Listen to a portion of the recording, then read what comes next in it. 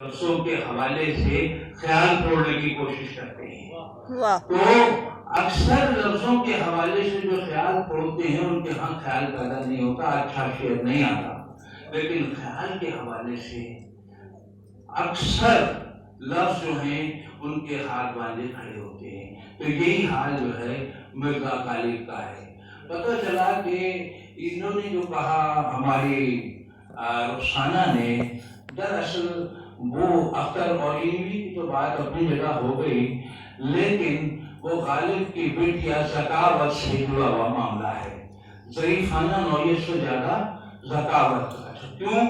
ذکاوت واحد چیز ایسی ہے جو ناگوارہ کو گوارا کرا دیتی ہے.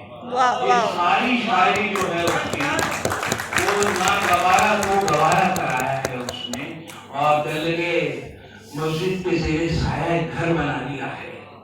یہ بندہ کمینہ ہم سایہ خدا ہے.